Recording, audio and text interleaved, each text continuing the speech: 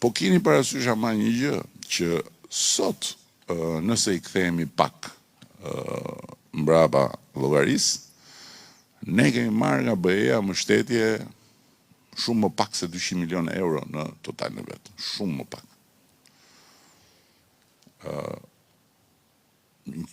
Dhe në gjithë të vite. Në momentin që ne bëhemi anëtar të BE-s, se kjo është diçka e llogaritur, 300 milion euro në vit janë vetëm për fshatën e përbuqësinë. Llogariteni se çfarë ka përcimi eksponencial. Llogariteni se çfarë kapacitetesh na krijohen ne financiare. Se 300 milion në vit.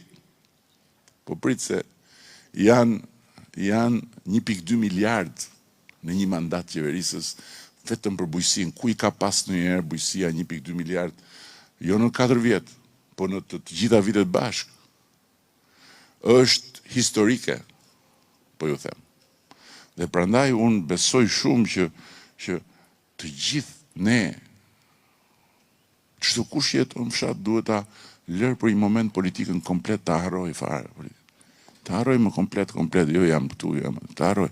Dhe vetëm të mendoj që na duhet ta kapim dhe mos e lëshojmë këtë shans për Mustahi dhe Çelos. Na duhet të fokusohemi te ky shans dhe t'i bëjmë zmetin këtij shansi që të mbarojmë negociatat në Bashkimin Evropian, të bëhemi anëtar të BE-s dhe të kemi një frymarrje komplet tjetër. Është si të vësh mushkëri të reja, po ju them.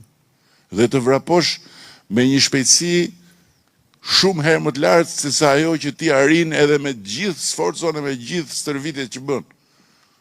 Është të vësh mushkëri të reja.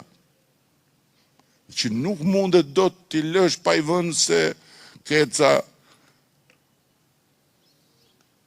politik rankok.